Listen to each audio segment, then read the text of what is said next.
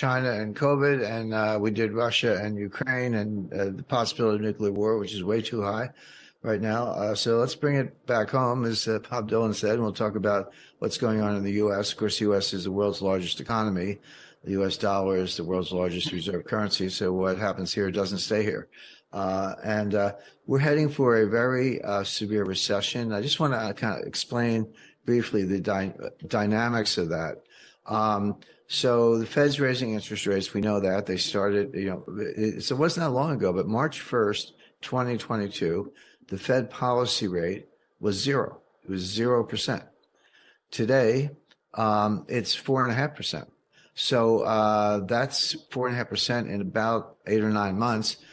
People remember Paul Volcker. Oh, Paul Volcker raised interest rates to 20%. Well, he did, but so far Powell hasn't raised them as high. Jay Powell, the chairman of the Fed, hasn't raised them as high, but he's raised them fast. I mean, even when Volcker was working his way to 20%, it took 3 years, from 1979 to 1982, and Jay Powell has done this in, like I say, 8 or 9 months. So that's a very rapid, very steep path. They started with baby steps, 25 basis points last March, and then 50 basis points following that, but then 4 hikes in a row, 75 basis points each. And the most recent one, just a few days ago, was 50 basis points, but got us up to 4.5%. So what's going on? So I want to talk about 3 views of the world. I'll be brief. The first is Jay Powell's view. What is Powell's plan? What is Jay Powell doing? The second perspective is, what does the market think is going to happen? The market doesn't necessarily have to agree with Powell.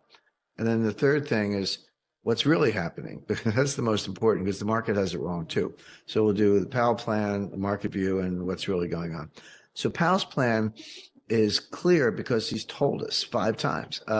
He's starting to worry that no one's listening, but he gave speeches August 26th in Jackson Hole, September 21st in Washington, D.C., November 2nd, again at Washington, D.C. at an FOMC meeting, November 30th at the Brookings Institution, and again on December 14th at an FOMC meeting in Washington. So that's 5 speeches. And he said the same thing all 5 times. He said inflation is job one. It's not that we don't care, but unemployment is going to go up. We're going to have a recession. He doesn't use the R word, by the way, but it's implicit in everything he says. We are going to have a recession. Unemployment is going up. And too bad. It's kind of too bad, because we got to get inflation under control. And so the Fed is in search of something that they call the terminal rate. What's the terminal rate? The terminal rate is a rate that's high enough to bring inflation down on its own without further hikes. So it doesn't have to be higher than inflation. It has to be high enough to cause inflation to come down to the Fed's goal of 2% without hiking more. And when they get there to that terminal rate, they'll sit tight. They call it the pause. And the pause could be a year. And Powell said this, again, this is right out of his script, to mid-2024 perhaps, before they actually cut rates. So Powell's in search of the terminal rate. By the way, if you said to me, hey, Jim, what's the terminal rate? I would answer truthfully. I would say, I don't know, but neither does Jay Powell. Jay Powell doesn't know what the terminal rate is. He's kind of saying, we'll know it when we see it. But we're not there yet, and we're going to keep going. And they have what they call the DOTS, a silly name, but the members of the Board of Governors and the Federal Reserve Bank presidents give estimates, or their estimates of unemployment, inflation, growth, and interest rates for the next 3 years, and they put them as dots on a chart, so they call it the dots. And then, Wall Street gets the dots, they do a central tendency and regressions and all this stuff. By the way, one of the top Fed insiders, practically sits in Jay Powell's lap, and has all the way back to Bernanke and Yellen, told me personally, he said, the inside the Fed, they regard the dots as a joke. They're not better than guesses. Their forecasting ability is dismal. You or I would have better forecasts, and they wish they could get out of it, but they don't know how. So that's the truth. But the problem is Wall Street and the financial media and the talking heads on CNBC, they want to talk about the dots, and it does affect market behavior. So even though it's a joke, even though the forecasts are terrible, you have to pay attention because it affects the markets. And if you're affecting the markets, you're on the wrong side, you're going to get run over. So I look at the dots not because I put weight on them as predictive analytic tools, but because the market pays attention, so we have to pay attention. So the dots say that the terminal rate is going to be approximately 5.1%. They're not going to have a 0.1%. So 5.25 is a good estimate. That 5.25 is your best guess as to what the Fed thinks the terminal rate is, because that's what they said in the dots.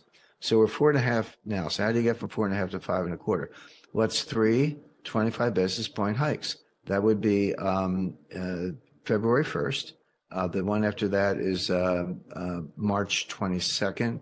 And the one after that is early May. I'm not sure the exact, May 3rd or 4th. I think it's May 3rd. So you're going to see more rate hikes, 25 basis points each, February 1st, March 22nd, and May 3rd. That's going to get you to 5.25. At that point, they should say, okay, we're at the terminal rate.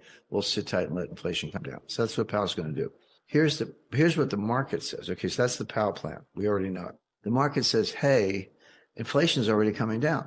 Well, it is. That's actually true. Inflation peaked on a year-over-year basis.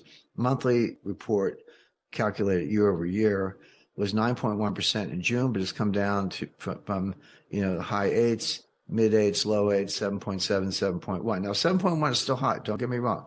Inflation is still high, too high. I buy gas and shop for groceries just like everybody else, so it's still too high. But it has come down from 9.1% to 7.1% in the last 5 months. And so the market says, hey, you did it. You're already there. Inflation's coming down. Why don't you stop? And by the way, you're going to get the memo, maybe in February or sometime soon. You're going to get the message. The economy is going to be slowing down. Inflation is going to be coming down. You're going to hit the pause button early, meaning maybe as early as February, and then you're going to cut rates. This is the famous pivot. Whenever you hear of the Fed pivot, that's when the Fed turns around and starts cutting rates instead of raising them, and that'll be just in time. And growth will slow, but it won't be too bad, and we'll come in for a soft landing. And this is the Goldilocks scenario. So again, typical Wall Street, get the pom-poms out. The Fed's going to cut rates by March, and so buy stocks. That's all Wall Street knows is buy stocks. So that's Wall Street's version. So there's the Powell plan and then Wall Street's version. Here's the reality. There is a chance that we are already at the terminal rate. But the conundrum is inflation coming down because the Fed is still hiking, or is the inflation coming down because they're at the terminal rate? Well, we don't know. It's kind of hard to sort those things out. Powell would say, yeah, it's coming down. I know that, of course, but it's because I'm hiking and I'm going to keep doing it. My view is, no, you actually did it. It's mission accomplished. You just don't know it. You're fighting. You're like the Japanese in the caves fighting 4 years after the end of World War II. I mean, you're still raising rates and you already got to where you want to go. That means, as usual, they're going to screw it up. They're going to blunder. They're going to go too far. And it's not going to be a mild recession. It's not going to be Goldilocks. In this version, Goldilocks gets eaten by the bears. In other words, you're going to throw this economy into a very deep recession because you're going to go too far, as usual. And you're not going to know it until too late. By the time you realize it's mission accomplished, you will have gone too far, too long. Rates are going to be too high.